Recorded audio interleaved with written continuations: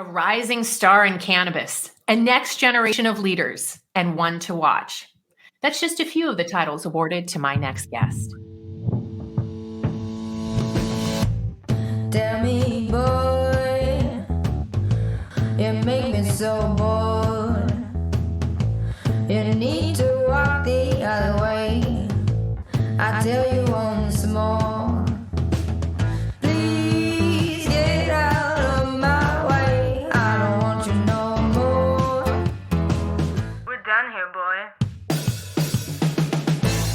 I know you think you're so fine, but you can't see clear. I've been walking to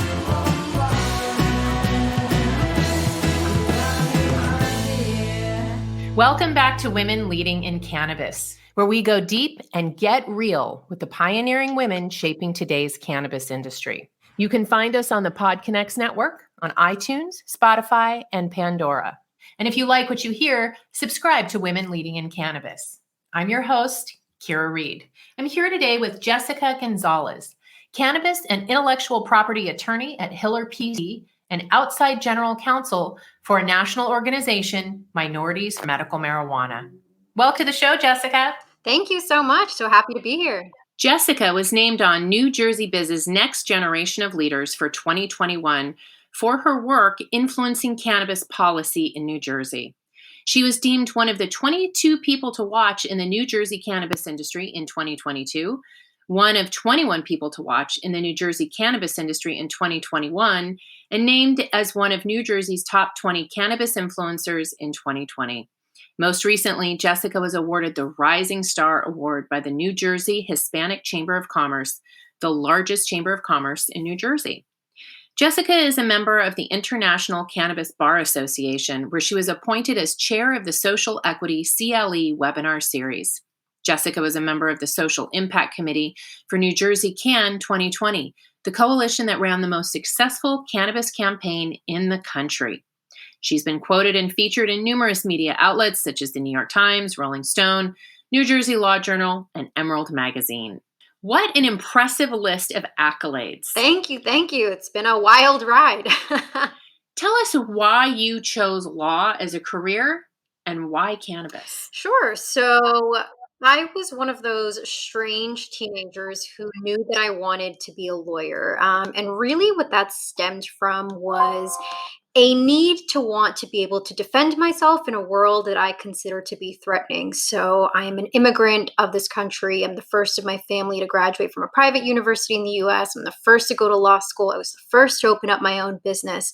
And with a lot of firsts, comes a lot of the need to be creative, the need to have grit and be able to work through a lot of problems on your own. And when I looked at the legal field, I said, this pervades every area of every single person's life, that if I can get a good hold of the legal field and knowledge about the law, then I'll be able to defend myself in this world. And that's how I looked at it. So I ended up, choosing Boston University because they had a concentration for law within their business school.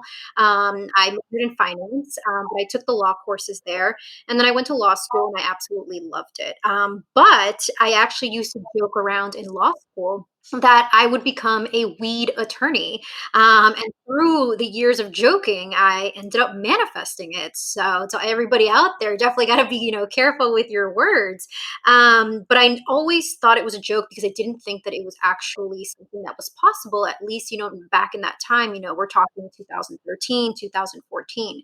And then the reason how I got into cannabis law per se is because I was in my first year of being an attorney and I was managing domestic and international trademark portfolios for musicians, music companies, music insurance companies. But I wasn't particularly passionate about the industry itself. I loved intellectual property. I loved the idea of being able to protect your manifestations that only exist in your mind. But I wasn't particularly passionate about the industry. And I wanted to make sure that if I had worked so hard, sacrificed so much for this career, that it would be something that I actually believed in.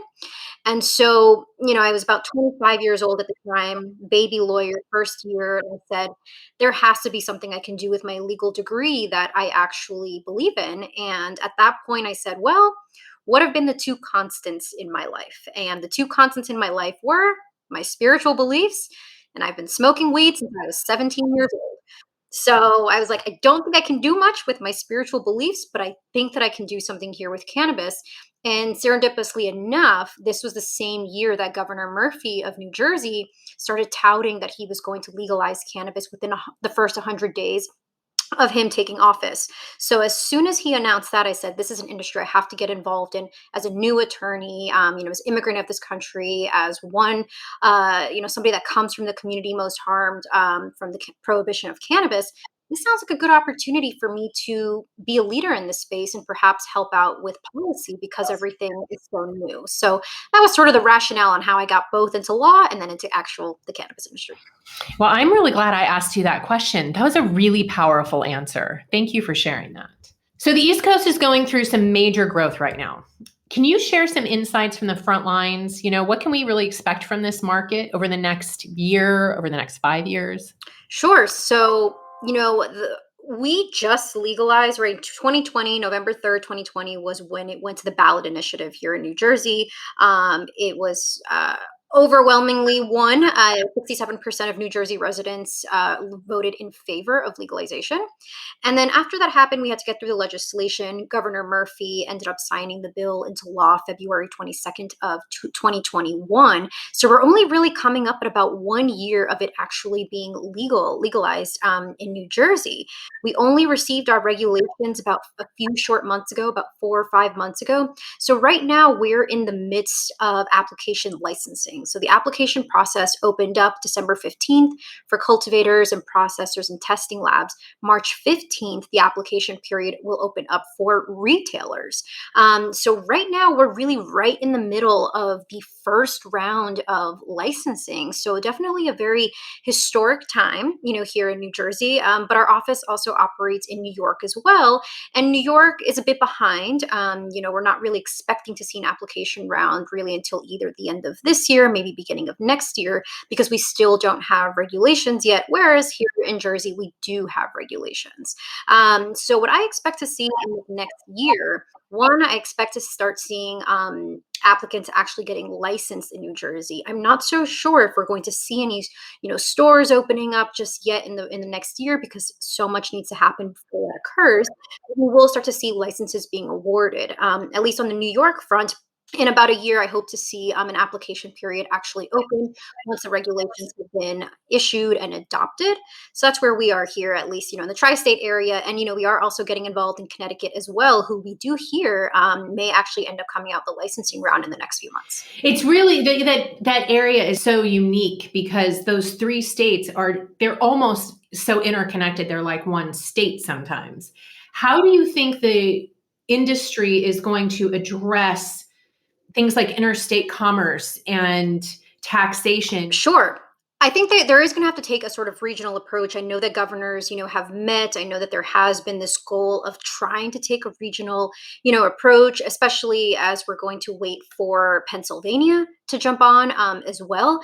But what we did know is that as soon as one state legalized, it was going to be a domino effect, and New Jersey was going to be that state. So to the folks there in New York and Connecticut and Pennsylvania, you 100% have New Jersey to thank for this, because they definitely weren't going to want those tax dollars to start coming into New Jersey, staying in New Jersey, and then having residents of New York, Pennsylvania, Connecticut then divert product into their own state. Inevitably, that would happen because all of our states are so interconnected. You have folks who work in New York who live in Jersey, and people who work in New York but live in Jersey, such as myself. So it's very few places in the nation that we actually see that. But I do believe that eventually some sort of regional approach is going to have to take place, just because of so much commuting that takes place before. But I'm not so sure, how everybody's going to get on board, because even, we're seeing our licensing schemes are different. Though we're seeing some similarities amongst the states do have to take into consideration their specific demographic, their own culture. So while I'd like to see, an approach that encompasses all 3 or 4 of these states, I think we're going to see it's going to be a little bit difficult to try to get it all the same, because there really isn't one state that you can look at and say, hey, they did this correctly. So I think that each state is still trying to tweak it and almost one up each other, which is not necessarily a bad thing. You focus a lot of your work on social equity. What is the state of social equity in the tri-state area right now? And I'm going to kind of combine two questions that I have into one, because you also work with the absolute lovely and amazing Roz McCarthy on Minorities for Medical Marijuana. And I'd like you to also tell us about that organization. Who do you serve? What is your mission? How do you get involved? But I'd also like to hear about it in the context of what's happening with social equity in the tri-state area right now, because those two are obviously very intertwined for you. So if you can tell me, what some of the challenges are in the market. Where do you think that the states on the East Coast are getting it right? Where are they getting it wrong? And then let's hear about your work with Minorities for Medical Marijuana. Sure. So, let's start off with the positives of what the states really have gotten right in terms of social equity. So the one thing that I will say that has been consistent, especially in these 3 states, is that the folks who are creating these laws, creating these regulations, are listening to advocates. And we have the advantage here on the East Coast of being able to see what worked in other legalized states and what didn't work. And that's why sometimes, first mover advantage isn't particularly an advantage. And so we have the late mover advantage of being able to look at it through a lens of sort of 2020 and see we don't want to repeat the same exact mistakes. We would like to replicate certain things that have done well, but also we've been able to see in terms of business transactions with MSOs and social equity applicants and what has gone wrong there and how we can continue to protect these social equity applicants past the licensing phase. So, for example, New Jersey did something that's very unique in its regulations. It instituted various guardrails against predatory practices on a contractual basis. So the New Jersey Commission says we want to look at all of your financial source agreements. We want to look at all of your master services agreements. There are so many different ownership restrictions in order to avoid all of these monopolies and oligopolies, that we've been seeing. And so now, these commissions are now getting involved in these transactions because advocates have been telling them, listen, pretty language and statute and regulations is fine. But when it comes down to the practical business sense and actual transactions taking place, there's a lot more that's happening when you lift and you look under the hood. And so New Jersey is staying away from vertical integration in the same way that New York is staying away from vertical integration. So New Jersey said for the first 2 years, and the first 2 years started last year, you cannot concurrently own a processing, cultivation, and a dispensary license at the same time. They're moving away, from this model, but New Jersey placed a 2-year cap on it. So come February 2023, applicants will be able to own all 3 concurrently, but only one type of each license. So it's not like, in Michigan where you can own, a handful of dispensary licenses. New Jersey has still said you're going to have one dispensary, you're going to have one processing, you're going to have one cultivation. So New York is doing something very similar, but with New York, we don't have any deadlines in their statute themselves. New York just said you cannot concurrently sell and cultivate and process at the same time, but we don't have a timeline. Like I said, New Jersey put a 2-year on it. We don't have one for New York just yet, so we may see that in regulations, which we're anticipating sometime in spring as well. And I think that's one of the big major developments that we've seen, because typically all of these medical programs start out with these huge vertical operations.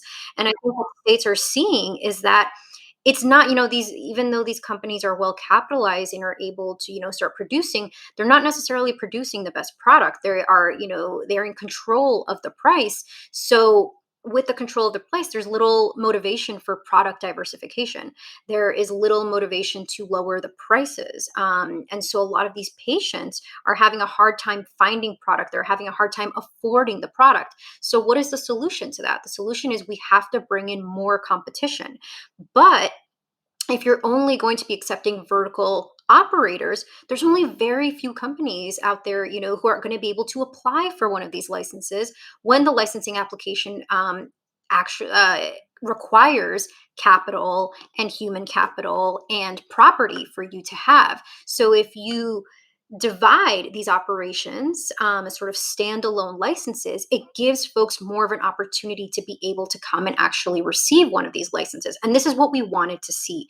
We wanted to make sure that applicants, minority, women, social equity applicants all have a meaningful opportunity to participate. But when you're only awarding, like New Jersey only awarded, in 2018, 6 vertically integrated licenses, and then only awarded 24 in 2019, these caps are also very dangerous and can be quite detrimental. So what we're also seeing is we're moving away from caps as well.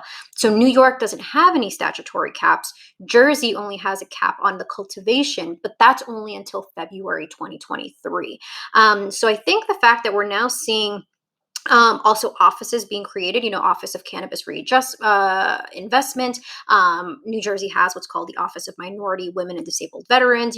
These offices typically came after the fact in other legalized states. We are now seeing them in the statute itself, such that it is mandatory that states create these offices. So, sort of to summarize, what I'm seeing is we're getting away from vertical integration. We are seeing commissions starting to get involved in the contractual business, sort of side of things as well.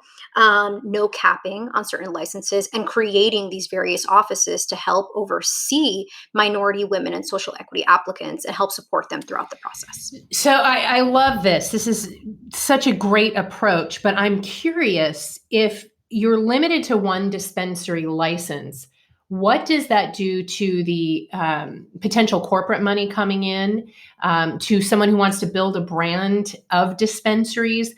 What is going on there now when you look at it in terms of funding the industry there with corporate money, when there's not a lot of opportunity for them to build a solid brand or take over, multiple places at once?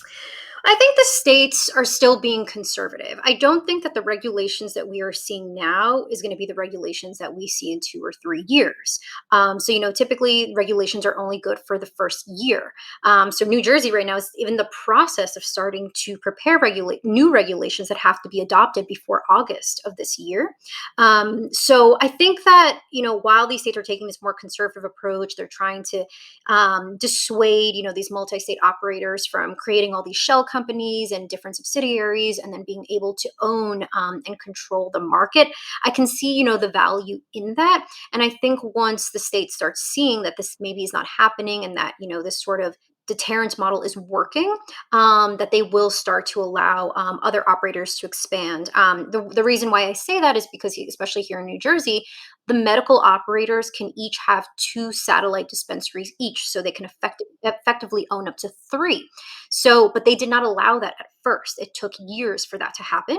So I think we would see the exact same thing in the adult use market. I just think it's going to move incrementally. Interesting. And so how does your work with Minorities for Medical Marijuana play into all of this? Sure. So I'm their outside general counsel, and I've held that role for about 2 years. And really it's helping, guiding, just the same way any lawyer would, right? Any potential contracts, any potential litigation that's happening, anything that's happening on the policy standpoint. And because Minorities for Medical Marijuana, they have over 27 chapters, in the US, we typically look to, the presidents of those chapters to engage with their states.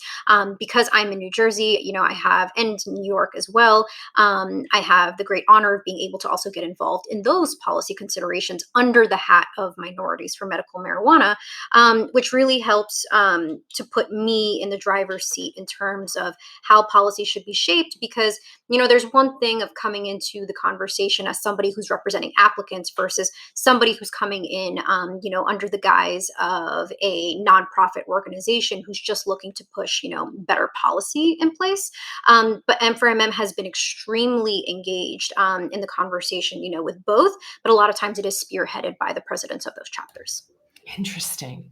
And how did you come to be involved with them?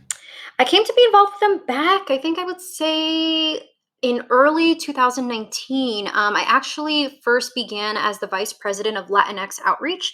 So at that time, the director of Latinx Outreach was Ronnie Soto, who was one of the co-founders of CannaGather. And we were just talking about the lack of representation amongst the Latino community, that I don't really see much in terms of either, ownership or even part of these organizations. And so he said, well, if you want to, help get the message out, you can come and help me. So I just began to help him just get the message out there, there. And, we started putting out newsletters, really highlighting Latino advocates, Latino business owners, anybody who was doing great work in the space. We started a Latinx cannabis roundtable as well here in New York and New Jersey, trying to bridge together that gap as well. And then when the General Counsel for Minorities for Medical Marijuana left to take a new position, they asked me if I would take over, and I gladly said yes.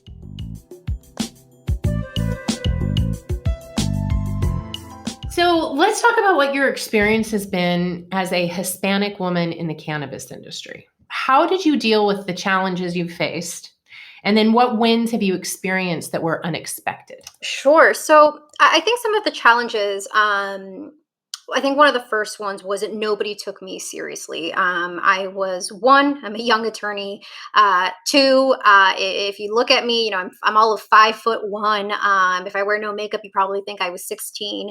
So I also have that, when I would go out there into networking events. But one of the challenges was nobody could see what I saw in this vision that I had of what was going to happen here, on the East Coast. And I'm working in a very white male dominated area. So less than 2% of attorneys in the country are Latina. I believe it's 1.7%. So I'm operating in a field where nobody looks like me, where nobody understands my culture, where nobody comes from where I come from. So when I tried to put forth my vision, when I tried to articulate what I saw was going to happen and how we should be getting involved, it was downplayed. I was laughed at in many rooms. I was made fun of in rooms of, 50 white male partners. I was then penalized for it at one law firm that I was at for attempting to get involved. I was told, do not tell anybody you're going to a cannabis event. Do not tell anybody you're going to MJ Biz. The firms weren't particularly supportive of me trying to take continuing legal education courses to understand this industry, because as an attorney, we have our own ethics guidelines and we need to make sure they're always abiding by them. And if I was going to get involved in this field, I wanted to make sure that I understood the rules and what I could and could not do. And the firms weren't particularly supportive. And so I left many of those firms. I have bounced around to a couple of firms really until I found my fit. But at that point, the only thing I could do was open up my own law firm. So I did that for about a year with another Latina business partner of mine. And it was specifically to get involved in this industry, help lower the barriers to entry, provide affordable legal services, to individuals. So it was definitely a difficult road. But one day I was coming back and I was telling my mom they're not supportive. They don't want to, they're not encouraging me. They really just don't want me to be involved in this industry. And my mother said to me, she said, but do you want to be in this industry? And I said, well, yes. And she said, well, is this course that you want to take, is it worth it for you? Is it going to benefit your own education? I said, yes. She goes, then you pay for it yourself and you take it. And that's exactly what I started to do. I didn't start looking at these law firms and say, oh, they're not supporting me, I guess I'm not going to do it. I said, fine. If you will not invest in me, I will invest in myself. And that was absolutely the best decision, I could have ever made. And then what I thought was a weakness of mine, which was, being a first, generation, being an immigrant of this country, ended up being a huge strength for me because I was so different from everybody else in that room. And what I started to realize was, even as a Latina immigrant of this country, I have certain privileges that I need to leverage. I'm a citizen of this country. I speak English. And I have the ESQ at the end of my name that gets me into a lot of rooms I otherwise would not have been able to enter. So when I started to get involved in this industry, I kept getting the social equity questions directed at me. And I was almost like, I can answer other questions, but it always kept coming to me. And I said, you know what? It behooves me to learn more about the history of this, understand what I can do. And then I started to see that there were a lot of members of my community who couldn't get involved. Either they weren't citizens, so they were afraid of federal prosecution, or they didn't speak English, or they just didn't understand how to get engaged and didn't understand the law. I could do all three of those. So I said, there's no way that I can just sit back and not get involved in this process when I have all of these privileges, that I have. And I think one of the most unexpected wins really happened last month in December, when the Hispanic Chamber of Commerce called me up and said, hey, you have been awarded the Rising Star of the Year award for your work in cannabis. And the reason why it was so unexpected is because the Latino community is still very hesitant about this industry, and because the conversation for them is different. So I always tell folks that, when you're talking to Latino community, it's a very different conversation. It's a very different narrative. You have to be persuasive in different ways because there's so many cultures at play, that our war on drugs in the US is not the same as their war on drugs. So with those differing conversations, it was always a little difficult to get the Latino community, at least, folks that I was talking to, on board. But I will say, that the other three wins is that because I pushed so hard, and because I was different, because I came from these communities who were harmed by the prohibition of cannabis, I had a very unique perspective. I grew up in a very low socioeconomic environment. I grew up with no money. I understood what it was like to work. I saw friends get arrested. I saw fights happening outside. I've heard gunshots. I've had a lot of interactions with police since I was very small. So I was able to have these conversations with legislators and to let them understand the types of the communities that they were making decisions for. So, like now at 30 years old, I can point to language in the statute and say, those are my words. I can point to language in the regulations and say, those are my words. And I can point to language in the Jersey City ordinance where I grew up and say, I helped shape this ordinance. So those were a couple of wins, that I had on my end, but it all just came down to leveraging my privileges that I didn't even know that I had. What a great story, Jess. Thank you so much for sharing that. I'm so impressed with what you have done and how you've met the challenges in your life. Thank you. Thank you for sharing. That's really inspiring. Okay, we're going to wrap it up here, but before we go, I want to know, what are you most excited about and what are you most concerned about federal legalization? So, great question. So, what I am most excited about, with federal legalization, is definitely the end of the arrests. It's something that I want to see. It's why, I've pushed, also for federal decriminalization, because my other concern with legalization is it also opens up, the pathways for these much larger companies, big pharma, big tobacco, big alcohol, to really start getting involved and gobbling up all these other companies. So I think, it really is a double-edged sword, but I do hope that the federal government, with the help of all these wonderful advocates, on the ground, and organizations doing really great work, that they do take an incremental approach to this, that it isn't sort of just a blanket approach of everything's legal and now everybody can sort of get involved, but that they do take the first steps to remedy the harms caused by the criminalization of cannabis, and look to those communities first, instead of maintaining them as an afterthought, which is what we've seen in mostly other states. So I am excited about that because I do want the arrest to end. I don't want, any folks with records to not be able to have access to employment and housing and education and things of that matter. But I am also concerned that if there are no social equity provisions, if there are these no guardrails in place to protect, against a ton of M&A action that is sure to come, that all of the really great work that these advocates have done and that the states have been trying to implement for social equity will completely vanish. So that's one thing, that I'm quite concerned about. What are you looking forward to in 2022? In 2022, I am looking forward to going to Ecuador sometime in October with my mom and visiting my home country. And the reason for that is because I have been, trying to get involved in the cannabis conversation down there. I have a lot of friends down there who are already involved, but I'd love to, at some point down the road, be a part of that cannabis industry down there, and in a way, sort of be a bridge between my two cultures in the US and in Ecuador. So I'm going to go with my mom sometime in October, visit, check things out, and see what's going on down there. That's fantastic. Have a wonderful time, and I wish you the best with that. That's fantastic. Great.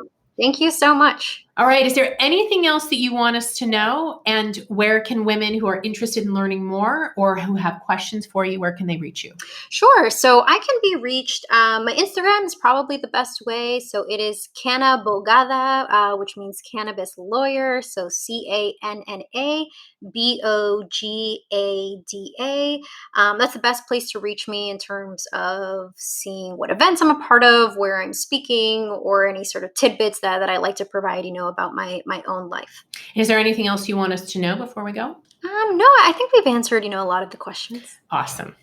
Well, thank you so much, Jessica, for sharing your story and your wisdom with us today. And ladies, thank you for tuning in. If you haven't yet joined the Women Employed in Cannabis community, go to weicwomen.com.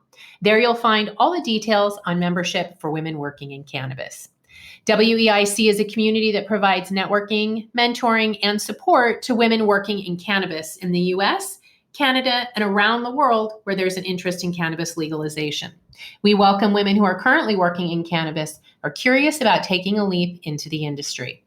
Consider becoming a WEIC woman member or WEIC business member for benefits and access across the network. And join us again for another conversation with women leading in cannabis.